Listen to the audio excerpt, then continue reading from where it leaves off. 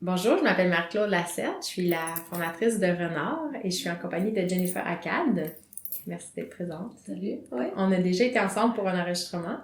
Tu as été notre invitée au podcast Radio Renard par le passé où on parlait de ton approche de ta profession comme accompagnatrice dans différents contextes de vie et on s'est dit qu'il y a d'autres questions qui ont émergé dans ma vie aussi de manière personnelle parce qu'on s'est dit pourquoi pas le filmer partir d'une question très personnelle puis naviguer ensemble là-dedans pour une séance on passe de 30 minutes à peut-être 60 minutes voir qu'est-ce qui émerge de ça puis ça va aussi démontrer ton énergie puis ton approche quand des gens viennent vers toi en disant hey, il y a telle chose qui bloque dans ma vie j'aimerais ça avancer spirituellement dans tel aspect.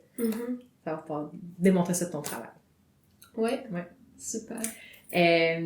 Puis on peut y aller avec la question qui m'alimente. En fait, tu m'as dit, Marc-Claude, faisais quelque chose de vraiment personnel. Genre, puis ça va résonner avec d'autres personnes. Puis on dirait tout de suite, je pense que t'avais pas encore fini ta phrase. Je l'ai senti dans moi, qu'est-ce que je voulais adresser. C'est une question qui... je me rends compte qu'il est au cœur de Renard, puis qui vient me chercher personnellement dans ma vie de tous les jours, puis c'est toute la question autour de la performance. Pendant des années, j'ai vécu de l'anxiété de performance. Je pense que je l'ai vraiment bien adressé, mais il reste encore des choses, je sens que j'ai la misère à peser sur le gaz à 100% dans mes projets, puis il y a des blocages, puis je suis pas capable de dire encore exactement c'est quoi ou pourquoi. Puis c'est la performance, comment je le vois, c'est le besoin ou l'envie de sentir qu'on n'en fait jamais assez puis qu'il faut toujours en faire plus. Peu importe ce qu'on fait, genre, qu'il va y avoir un jugement, c'est bon, pas assez bon, nanana. Dans le cadre de Renard, j'ai remarqué après avoir creusé, fait des recherches avec des personnes autour de moi que dans le monde du mouvement puis de l'activité physique, le paradigme dominant, c'est la performance. C'est le sport, c'est l'athlétisme, c'est le no pain, no gain, de dire faut se forcer, puis faut être fearless, qu'il faut plus avoir de peur, puis faut vraiment y aller à fond. Puis je réalise en fait que j'étais dans cette approche-là, puis ça m'a amené des bénéfices, mais ça m'a aussi brûlé des fois, puis je me sentais épuisée. Fait que le message de Renard pour nous, c'est explore, trouve ce qui est important pour toi, mais c'est pas genre faisant toujours plus. Mais cette petite voix-là est quand même en dedans de moi, tu sais. C'est Marc-Claude, tu devrais prendre des cours de danse, tu devrais faire de la plaquette aussi, tu devrais apprendre ça. Puis c'est de dire comment sentir qu'à l'intérieur de moi, ce que je fais, c'est ça m'apporte des bénéfices puis je me sens paisible et non pas toujours sur ce qu'on appelle en anglais le hamster wheel, tu sais, de toujours courir après quelque chose qu'on sait plus exactement c'est quoi. Bref, c'est le cadre. C'est le cadre de ce qui émergeait quand c'était quoi ta question. Fait que ma question, c'était de ramener en une phrase, c'est de comment sentir à l'intérieur de soi que ce qu'on fait comme fait du sens puis de se sentir nourri. Versus être jamais rassasié puis toujours courir après quelque chose puis sentir qu'il faut toujours en faire plus pour peut-être prouver sa valeur. Tu sais. OK, on va y aller avec ce sujet. Puis, je suis vraiment contente d'être ici. C'est le fun que t'aies accepté qu'on fasse ce processus co-créatif ensemble. Je reste vraiment curieuse. Je pense comme toi, on sait pas qu'est-ce qui va ressortir de ce qu'on est en train de filmer, mais je le sais que ça va aider à aller plus en profondeur, à soulever des questions que je dirais que beaucoup de gens se posent. On est humaine, c'est qu'on apporte des sujets qui sont très concrets, très terre à terre. Puis l'intention, en tout cas du moins pour moi, d'en filmer tout ça, c'est que ça serve à du monde, que ce qu'on fasse émerger ici, que ça vienne toucher les gens, que les gens réussissent à se reconnaître dedans, puis que idéalement prennent des brins d'informations pour eux, pour leur vie, et que même qu'ils puissent recevoir une certaine transformation, une nouvelle conscience pour leur choix de vie, pour leur vie. Donc, le sujet avec lequel on était parti, c'était les mouvements intérieurs et la transformation authentique. Ça fait qu'on va garder cette lignée-là pour adresser ce sujet. Et on s'était dit aussi que peut-être qu'on pourrait faire à différentes reprises avec différents sujets, toujours sur cette lignée-là, pour garder cette direction en tant que tel. Mm-hmm. Donc, le sujet d'aujourd'hui, ce serait la performance et l'authenticité de ce que j'entends et comment être sur un chemin de valeur propre et de satisfaction en restant soi-même, tu sais. Mm-hmm. Quelque chose comme ça. C'est ce que j'entends derrière ce que tu es en train de me dire. Je vais suggérer qu'on commence par une petite méditation, qu'on se dépose dans le corps. Tranquillement bouger les épaules, puis ramener ta présence dans la pièce.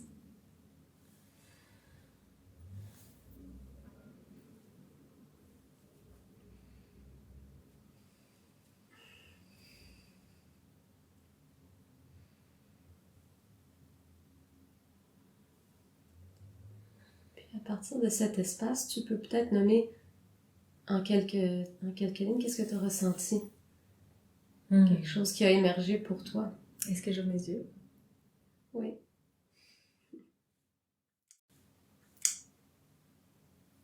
Au début, ça me faisait vraiment du bien. Puis je me disais, pourquoi je fais pas ça plus souvent, de juste me poser. On dirait, quand tout est silencieux, comme chaque micro-mouvement fait du bien. Partie du corps par partie du corps. Puis là, après, j'ai commencé à ressentir des méga tensions entre les deux omoplates. Puis on dirait que c'était lourd, puis que ça me tirait vers l'avant. Puis que j'avais plus de sensation dans le milieu du corps, genre au niveau du tronc. C'était comme toute l'énergie était concentrée là, puis ça pesait, puis ça tire. Genre. Puis à partir de là, j'avais un peu de difficulté à me concentrer. Est-ce que tu as perçu, par exemple, les pensées qui étaient à ce moment-là? Je me sentais contrariée, tu sais, puis je sentais que mon front se plissait puis était serré. Genre, tu sais, c'était comme 2 points de tension. L'arrière étant vraiment comme une grosse boule, puis l'avant étant comme un autre pincement. Puis on dirait que mon esprit voulait pas aller là. Genre, on dirait que c'était comme... Je vois qu'il y a quelque chose, puis l'esprit voulait pas aller là. OK. Ouais. Là, c'est super intéressant parce que là, t'expliques le processus de guérison, puis aussi l'approche qu'on est en train d'utiliser, puis comment, en tant qu'humain, on a tendance à éviter la douleur.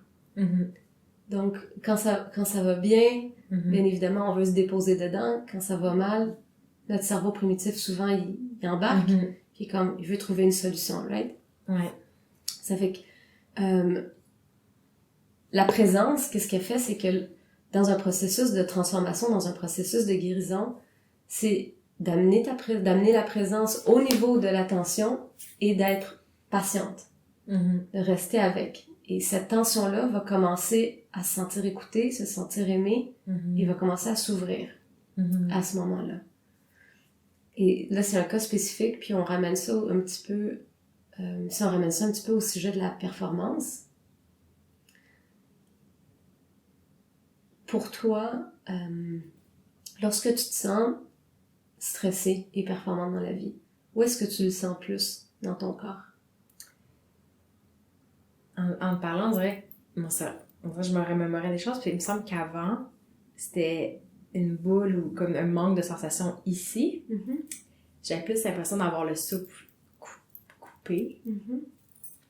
J'avais l'impression que j'avais comme du cou jusqu'aux hanches que c'était pas mobile, genre. Tu sais, j'avais l'impression d'être... Ouais, c'était pas mobile. Fait que là, c'est vrai que ça pique ma curiosité de dire c'est quoi cette tension-là dans le dos, genre qu'est-ce qu'il y a d'autre en fait.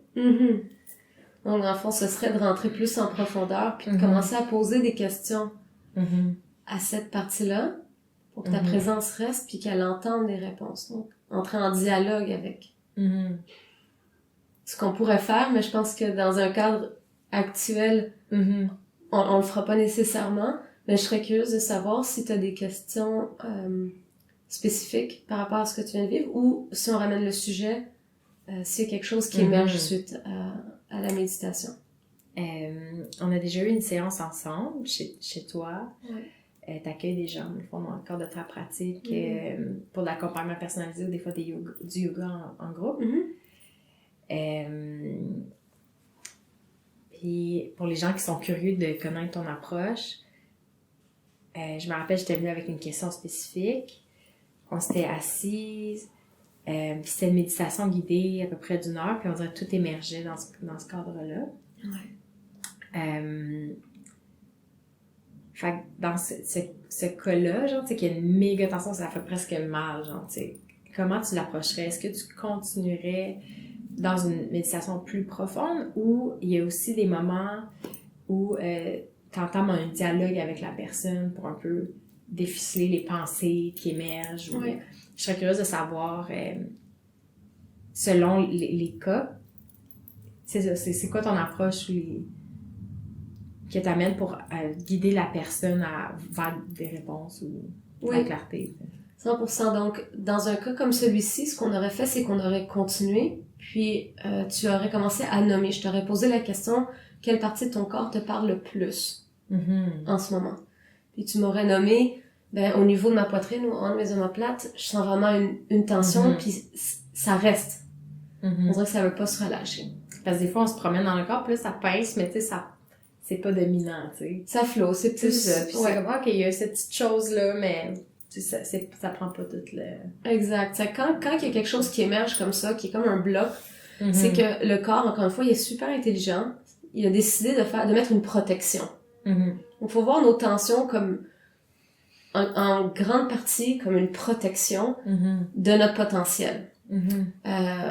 Notre potentiel, il nous fait peur. OK? En tant qu'humain, si on avait toute notre énergie, ça nous amènerait à faire des actions beaucoup plus, quand je dis grande, c'est pas grande chose, c'est grande dans le sens, on occuperait beaucoup plus de place à l'intérieur de nous, donc on aurait beaucoup plus d'impact vers l'extérieur. C'est dans ce sens-là, le mot potentiel. Ça fait peur, right?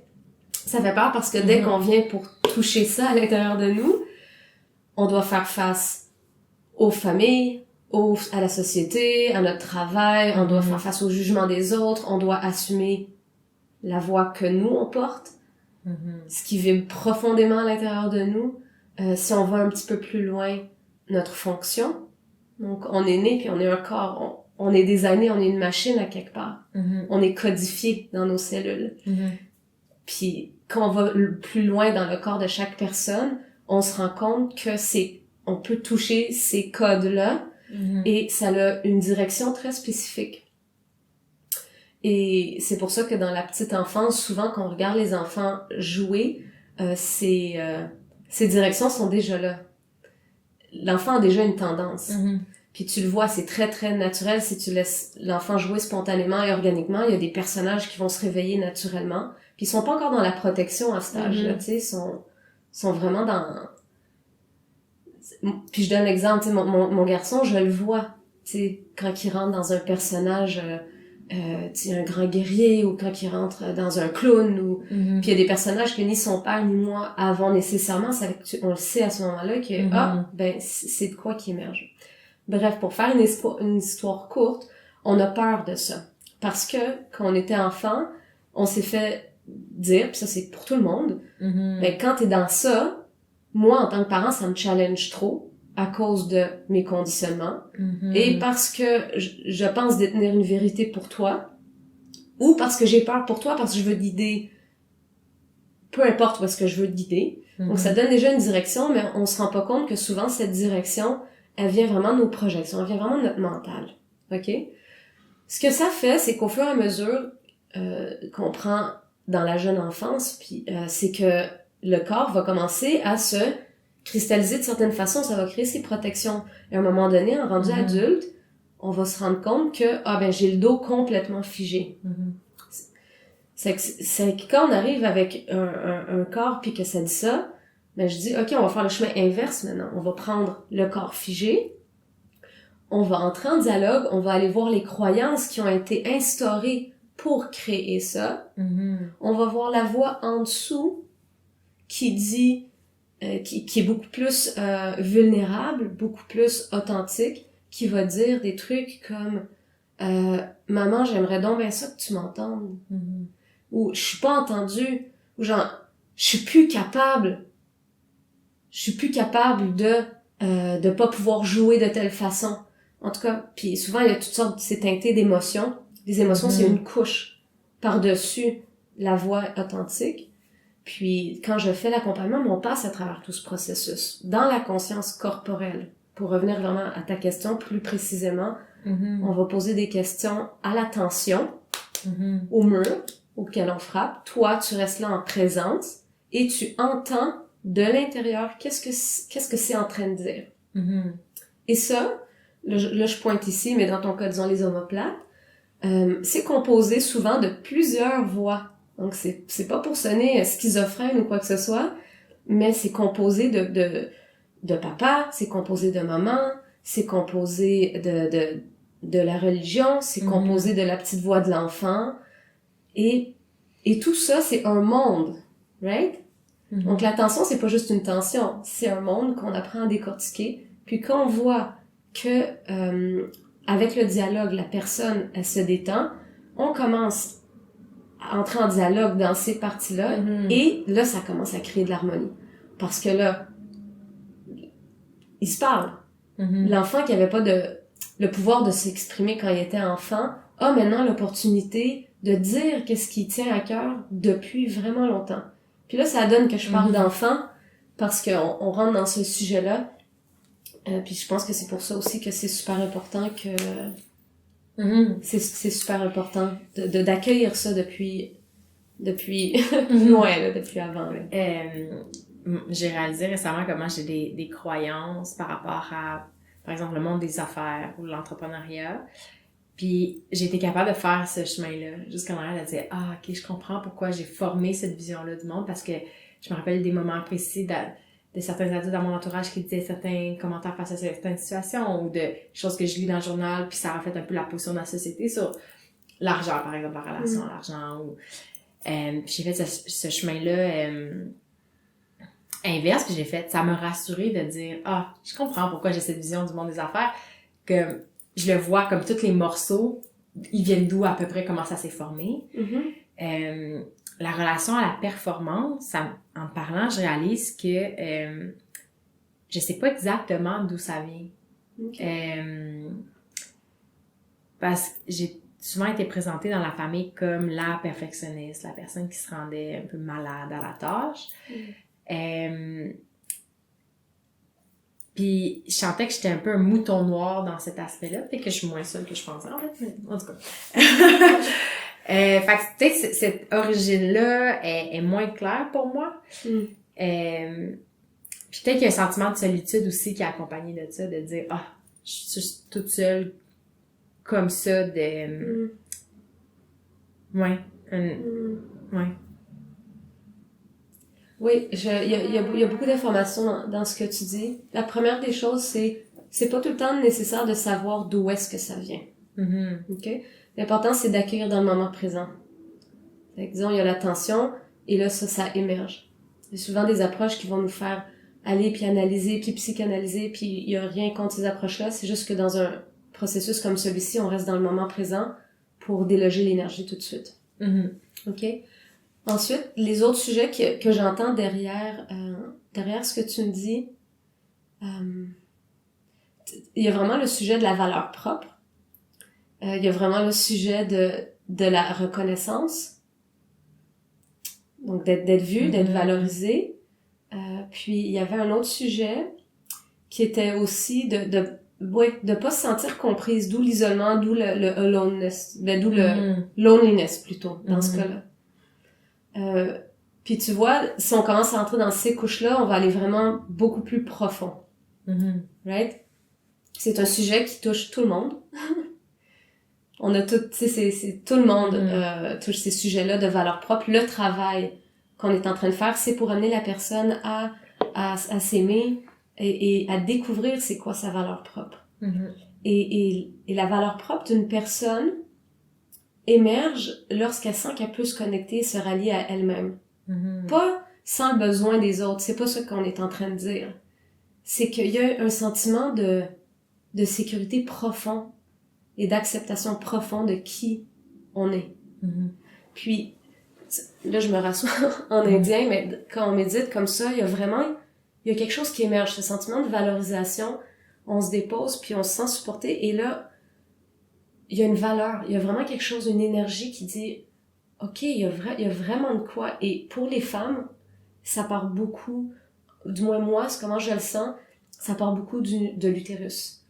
Quand l'utérus s'ouvre, il y a une valeur qui s'ouvre en même temps. Il y a comme, OK, je suis vraiment ici pour quelque chose. C'est comme ça qui émerge à ce moment-là.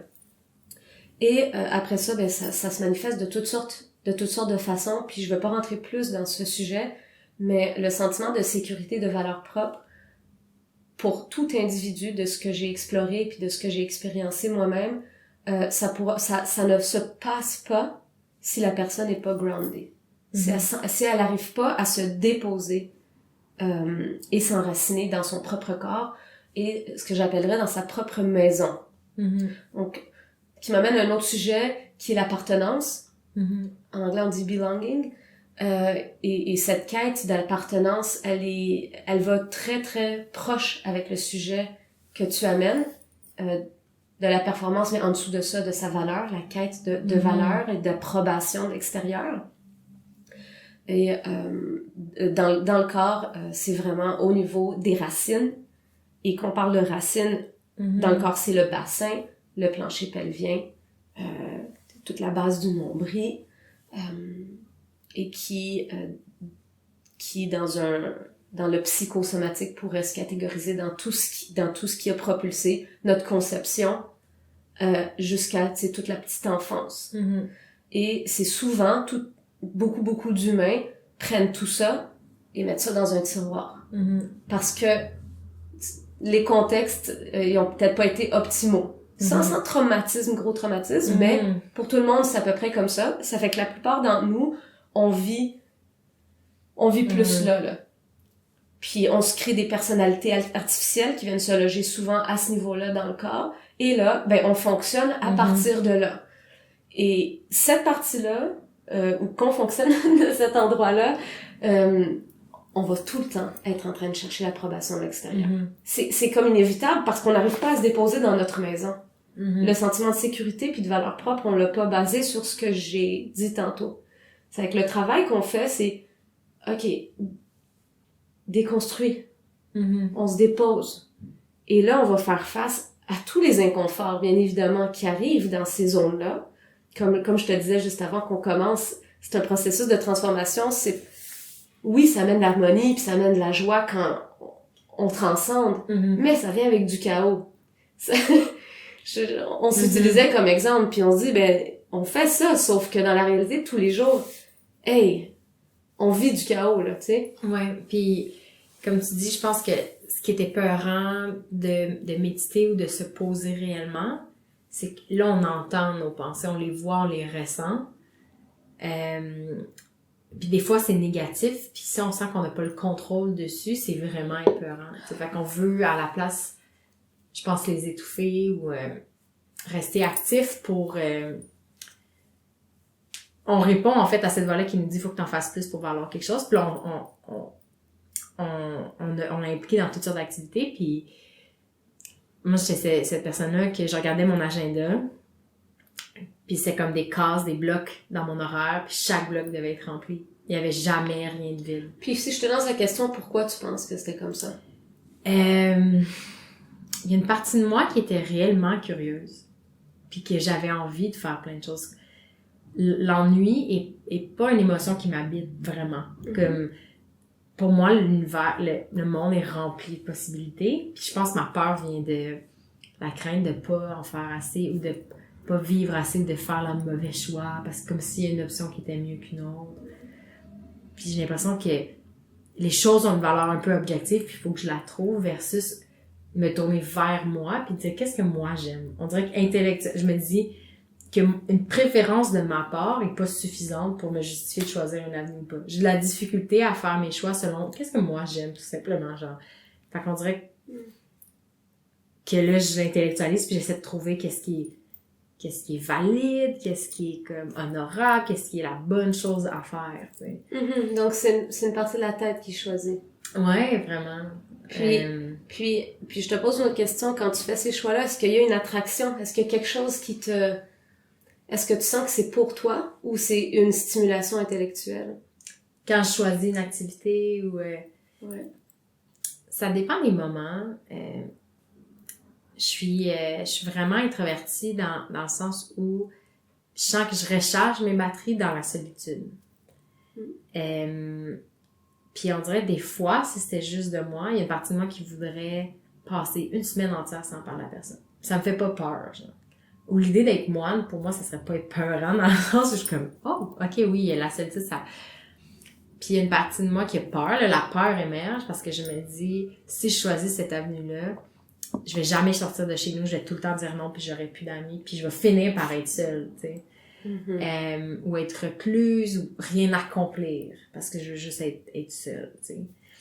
Mais il y a une partie de moi qui est un peu nerd, puis qui passerait des heures à lire, à écouter des trucs, puis je serais heureuse, genre.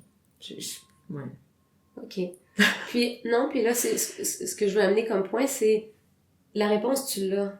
Tu viens de dire ta réponse. OK? Ça, c'est toi. Après ça, tout le reste, puis les comportements, c'est les peurs qui embarquent. D'où la première couche de tension, souvent dans le corps. Puis cette peur-là, elle va dire, ben, je vais pas faire ça, comme tu l'as nommé, parce que je vais pas être acceptée, etc., comme on avait parlé aussi dans l'autre podcast. L'idée, puis ça vient avec du courage, c'est de rester avec sa voix authentique. Ça vibre à l'intérieur, je l'entends, je t'accepte, je t'écoute, c'est là que l'énergie va se libérer, sinon l'énergie elle va dire, ben m'écoute pas, je vais me fermer. Puis il y a tout un processus là-dedans aussi, mais c'est vraiment dans l'écoute de qu'est-ce qui vibre, dans l'écoute, on parle des désirs, mais derrière le désir, il y a une fonction. Il y a quelque chose pourquoi toi t'es faite à quelque part. Il y a quelque chose que toi, tu prends telle action, c'est juste naturel pour toi. Il y a aucun effort. L'effort vient, puis au début tu disais, ben comment est-ce qu'on fait des choix? Tu sais, la performance, comment on sait si on agit par performance ou parce que c'est vraiment organique ou c'est vraiment authentique. Ça, c'est un des signes, excuse-moi. Quand on fait des choix par peur ou par performance, on va tout de suite sentir que notre corps est tendu. Et un des signes faciles à reconnaître, notre diaphragme va être tendu. Okay. On va essayer d'aller plus vite que qu'est-ce que notre corps naturellement voudrait. Ça c'est un des signes qu'on peut tu sais facilement catcher. Tu sais, si on veut pas trop rentrer dans l'introspection, on peut voir la qualité de notre respiration, tu sais. Donc c'est ça. Donc si on reste avec ta voix authentique, c'est ça que je finis par accompagner à un moment donné. Je suis comme non, ici t'es dans un espace c'est safe. T'as vraiment le droit de faire sortir tout ce qui veut émerger. Et nous on va aller à la source de derrière ce désir c'est quoi, tu sais. Et derrière tout ça, il y a comme une fréquence, il y a toi qui est caché en arrière de tout ça, en tant qu'essence. Ça, c'est vraiment, tu sais, dans la profondeur puis tout, mais c'est à quelque part ton empreinte, c'est ta signature derrière tous tes gestes. Puis, quand tu parlais de les signes, comment on le sait que certaines décisions sont alimentées par la peur ou... Moi, une autre image que j'ai, c'est je sais pas pourquoi, c'est un cheval ou un animal qui va se faire traîner quelque part, là, ou un chien qui se fait tirer sur une laisse, puis qu'il braque, puis il veut aller vers l'arrière, puis comme non, je veux pas aller là, je veux pas aller. C'est une image vraiment puissante, des fois, que je m'engage envers certains trucs, puis au fond, moi, j'ai vraiment, vraiment pas envie de le faire. Puis on dirait, là où il y a de la confusion, c'est de dire, est-ce que j'ai pas envie de le faire parce que ça me sort dans ma zone de confort, puis j'ai peur de l'échec, ou est-ce que je devrais écouter cette voix-là puis dire ça te tente fondamentalement pas de le faire, fais-le pas, tu sais, parce que je pense qu'un revers de chercher la joie ou l'apaisement des fois, c'est que tu te dis si t'es stressé ou si t'as peur, c'est que t'es pas sur la bonne voie, mais c'est pas nécessairement vrai. C'est on fait tous face à de la résistance quand on fait des choix. Il y a pas une avenue qui va être absolument sans embûche, tu sais, fait qu'on va rencontrer de l'adversité. Fait que comment savoir que c'est de l'adversité, qu'il y a juste un obstacle qu'on doit passer par-dessus ou que finalement, c'est juste énorme, puis on s'entête sur une avenue qui est pas la nôtre, tu sais. J'ai de la difficulté à départager ça, parce que spontanément, j'ai tendance à continuer quand ça fait mal ou quand je souffre en me disant, il y a quelque chose au bout, puis je vais passer au travers. Puis il y a d'autres fois où je sens que ça me paralyse, puis je sais pas si c'est parce que je dois aller ailleurs ou juste passer par-dessus. Je sais pas si ça aiderait que je donne un exemple concret ou... J'entends ce que tu dis. Je rentre moi-même plus profond à l'intérieur de moi parce que ça amène beaucoup au choix puis aux décisions qu'on prend, puis qu'on choisisse un chemin ou un autre, ce qu'on a à vivre va être présenté à nous. Parce que qu'est-ce qu'on manifeste sur ce choix-là ou sur ce chemin-là, ça reste ce qu'on porte à l'intérieur. Et la vie, dans ces mots-là, va tout le temps nous présenter nos opportunités de grandir. Et chaque fois qu'on est présenté avec une opportunité de grandir, on va avoir de la résistance. Parce que grandir, ça veut dire justement briser la coquille puis apparaître plus. Puis si on y va de manière organique, c'est de bas, tu sais, comme tu vois la germe là, tu sais, qui ouvre, et ça demande de l'effort. Ça demande une impulsion. Oui, et l'impulsion vient d'une impulsion de vie. Et là, tout ce que je dis, c'est très subtil. C'est que ça se passe quand ça se passe. Le mental, des fois, va chercher à contrôler. Il va dire, OK, je vais mettre dans cette situation pour débloquer telle affaire. Ça marche pas. Ça va marcher jusqu'à certaines rigueurs, mais si c'est pas né si c'est pas grandi organiquement, c'est voué à crasher après. L'être humain, on est tous à quelque part lazy. Tu sais, on a ce côté où est-ce qu'on aime paresseux, c'est ça que je cherchais le mot. Tu sais, où est-ce qu'on est un peu paresseux, tu sais, donc il y a cet aspect-là, mais ça c'est une partie de notre tête, une partie de nous qui contrôle à ce moment-là. Mais si on est aware, si on est consciente que cette partie-là elle se réveille, alors on lui dit bonjour, on lui dit ah ben check donc t'es là, mais restez dans la curiosité, le cœur ouvert, puis on y va quand même. Mais là après ça on pourra avoir la vraie réponse si oui ou non c'est pour nous. Et tout est la parfaite harmonie, c'est ponctuel, hein. Tout est polarisé, là. On est sur Terre, là. Ça fait que, tu sais, tout est contraste, tout est polarisé, et c'est pour ça que tout existe à quelque part. Ça fait que il faut accepter que tout ça fait partie. C'est-à-dire, s'il y a du chaos, c'est pas qu'on n'est pas sur le bon chemin en tant que tel, c'est que c'est d'amener de l'acceptation dans tout ça. Et là, les réponses vont être beaucoup plus faciles à aller chercher. Puis je sais que tout ce que je suis en train de dire, c'est beaucoup plus dans l'abstrait maintenant. Je l'entends. Dans le concret, c'est très difficile à nommer. C'est tellement dans le subtil, puis dans... des exemples concrets que j'avais en tête. Ouais. Dans mon cas, c'était des apparitions publiques, tu sais. Tu sais, on a tous ressenti, il y a à certains moments, la peur quand c'est le temps de faire un oral, tu sais. Au point où moi, c'est aller à des examens aussi, la performance en classe, là, de devoir... J'étais vraiment meilleure sur les travaux de rédaction puis d'analyse que je pouvais faire ça à mon propre rythme. Puis je pense qu'on a toute cette vision-là où on espérait être vraiment malade ou qu'une catastrophe arrive. Faut pas qu'on ait à se présenter à ce moment-là de faire un oral ou faire quelque chose qui nous stresse vraiment beaucoup. Puis, mais en même temps, avoir fait des oraux, je sais que j'avais délibérément choisi d'aller dans le monde, quand j'étais plus jeune, de la restauration pour être serveuse, pour m'amener à parler avec plus de personnes.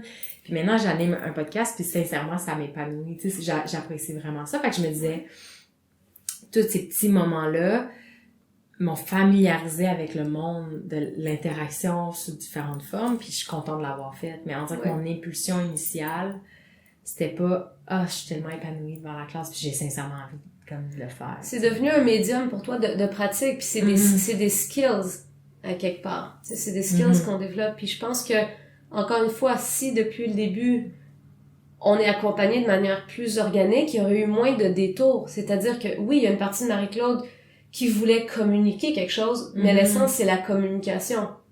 Puis c'est l'interaction. C'est en prenant ça, puis en trouvant des contextes qui sont plus appropriés à elle, où est-ce qu'elle est bien, où est-ce qu'elle s'épanouit plus, ben là, on sauve 10 ans.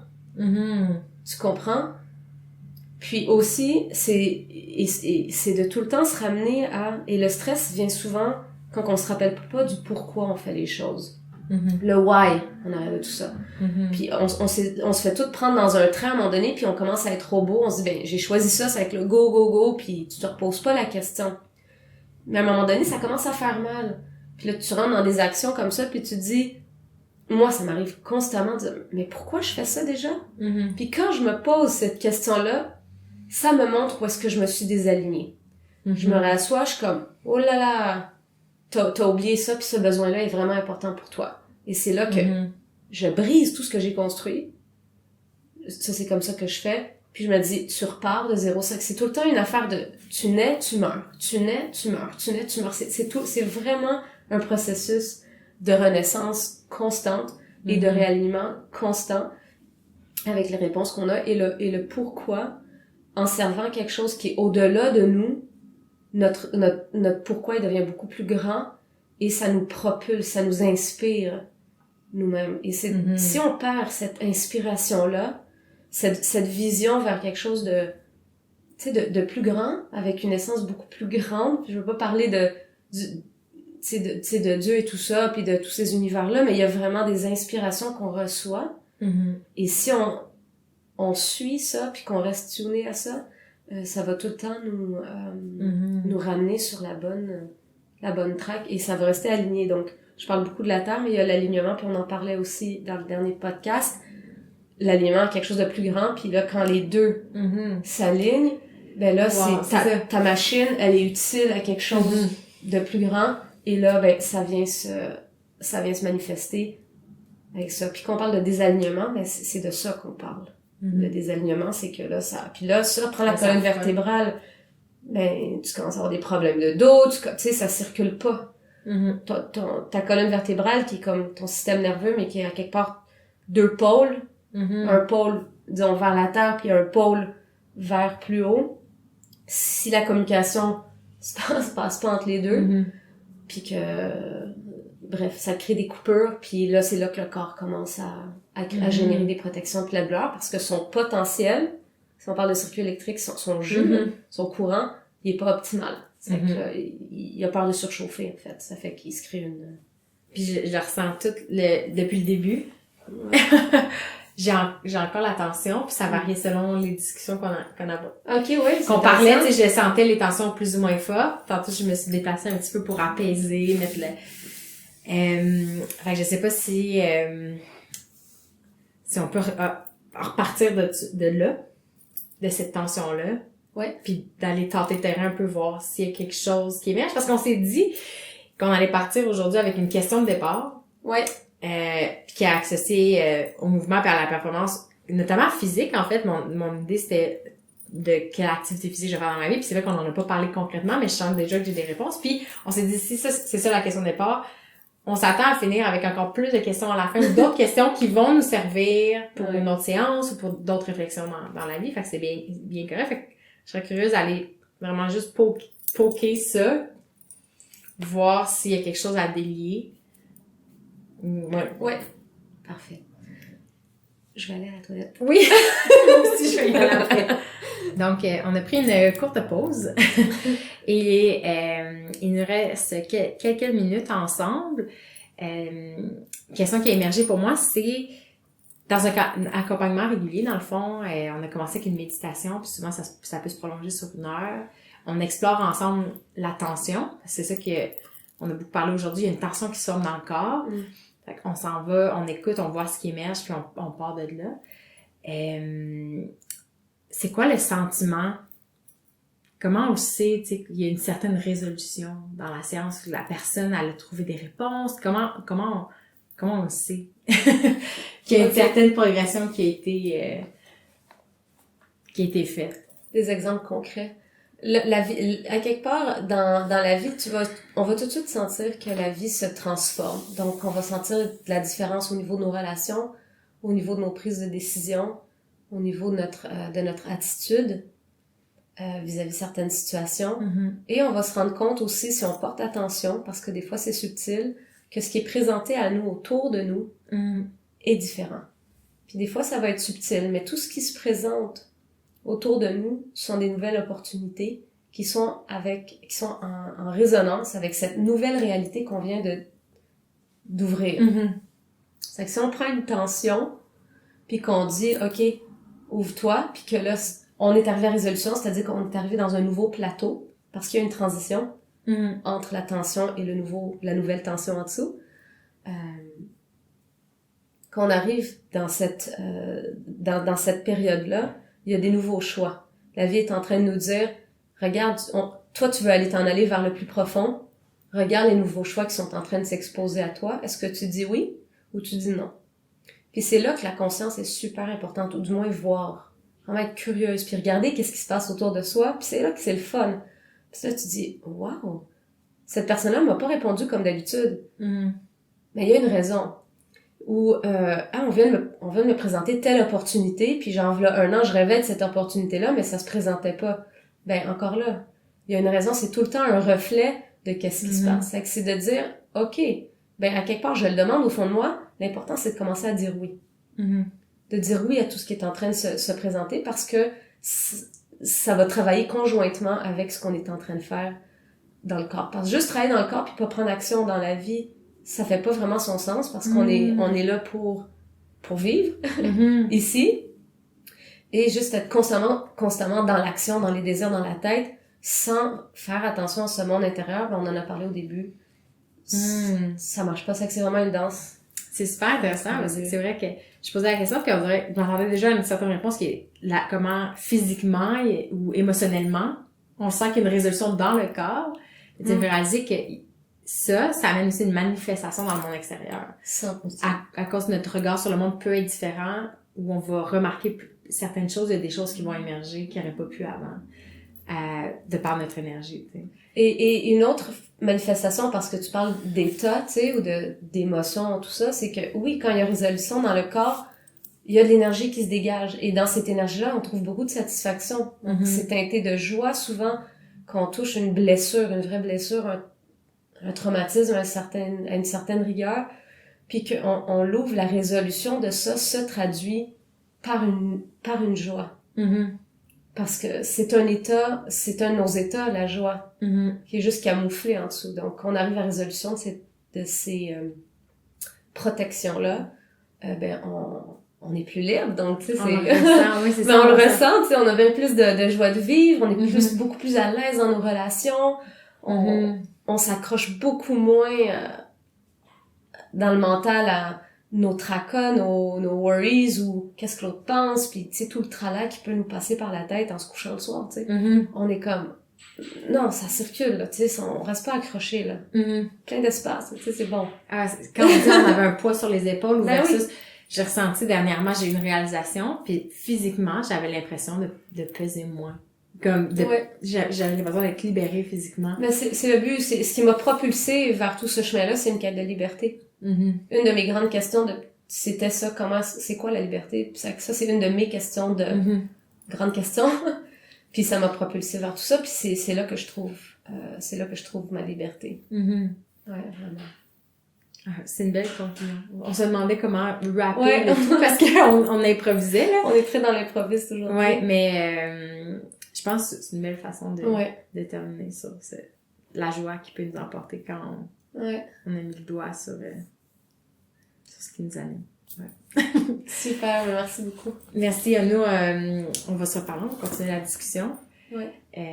Puis la prochaine fois, ça va être une nouvelle question. Un nouveau sujet. Super. Merci.